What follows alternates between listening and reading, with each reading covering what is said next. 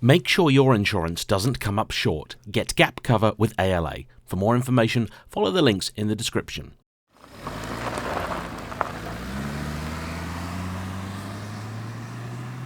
Hello everybody, today it's ooky, it's kooky, it's ever so slightly spooky, and it's rather fun. This is the Daihatsu Grand Move, and today I'm going to be sharing with you a joyous piece of Japanese car history. Enjoy!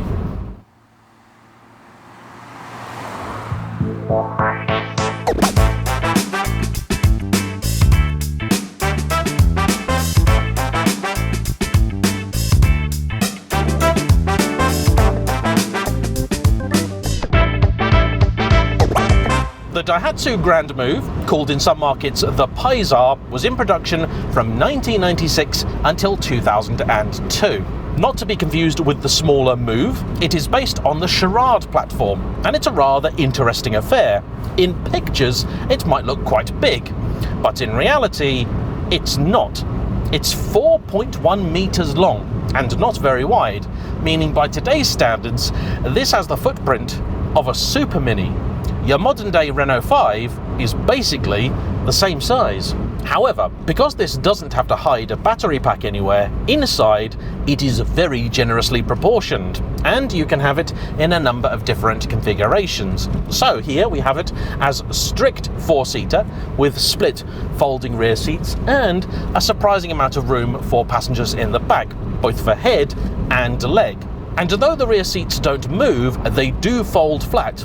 In fact, so do the front ones, meaning should you need it, you can even turn this into an impromptu camper. Specification is not too stingy either, with the car having both electric windows all around and aircon, though sadly, as you might be able to see, the latter is not working today.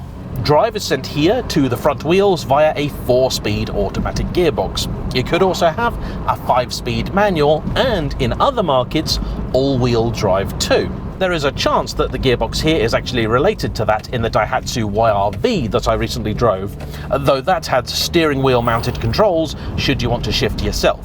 In all honesty, that was a useless feature, and so here you don't really miss it. What you do have though next to the gearbox is a little selector mode.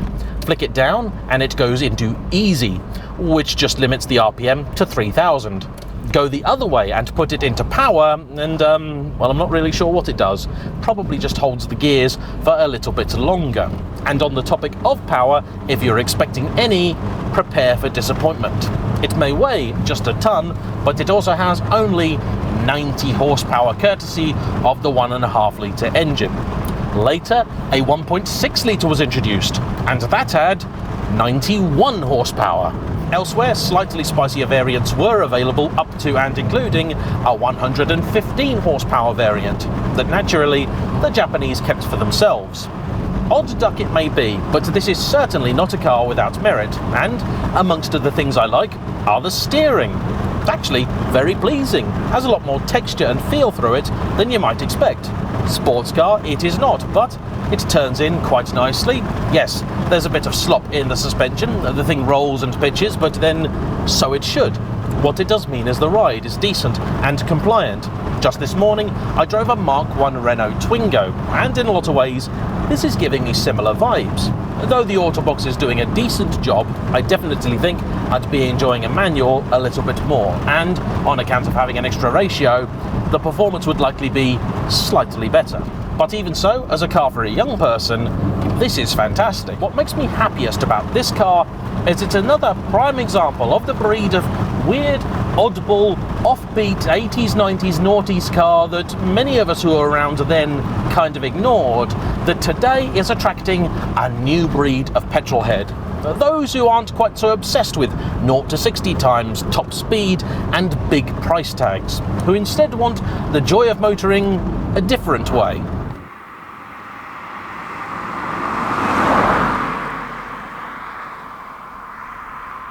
And this car's owner, Will, is a prime example of that. No, not that Will, a different Will. Though I know my Will would certainly like this. In fact, I've driven 3 cars today and he'd love all of them. Citroën 2CV, Renault Twingo and Daihatsu Grand Move. Plank material, the lot of them. But this car came to its will when he was just 16 years old. You see, his stepdad bought it to go alongside his Chrysler Voyager, which he found very thirsty. He then realised this wasn't really all that much better. Happily though, the turning circle is very good. Excellent, in fact. And the original idea was that young Will was going to tear this apart to learn the ancient art of mechanics, but he kind of fell for it, to the point that he has kept it and considers it a forever car.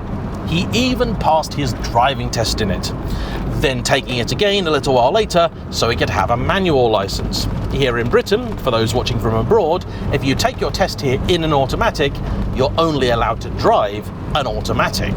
And I guarantee you, my British audience has just watched this going, well, yeah, that's obvious, isn't it? My American audience, if any of them actually clicked on this video, will be sat there going, what? What? What? Why? That's crazy, dude. Well, yeah, that's why nobody in Europe considers it a flex that you can drive stick. One thing I will say for the car, and it took me by surprise earlier, the throttle pedal is very keen, and from a standstill, the car has surprising performance. To the extent that, when I was taking the car out of the car park earlier, I did do a little bit of wheel spin. Didn't intend to do that. It's a very hooligan thing to do. I don't do that, but I did. Sadly, after the 5 mile an hour mark, all performance potential disappears, but it is nice to know if you need to get out at a junction, this will do it with vigour. The seats are not particularly sportive, but they are fairly comfortable. And I do appreciate the very 1990s Japanese fabric. The lighter coloured materials in here too might give it a whiff of old man Toyota Camry, but they do help it feel like a slightly larger affair than it actually is. If you're rugby players, be prepared to get friendly. At this time of year, the hedgerows are becoming ever more overgrown, and so having a car with an elevated driving position is quite nice. It's also proof that you can have that without buying an enormous SUV. In fact, help me out here, comment section. Is this a little big car, or is it a big little car? Can't quite work it out myself. Apparently in some of the literature they actually call this an estate, but I think that's pushing it a bit. The thing is, it's not really quite an MPV either. It's very Japanese, and it's certainly not a K car. It's far too big for that. The closest thing I can really think of is kind of Subaru Forester perhaps.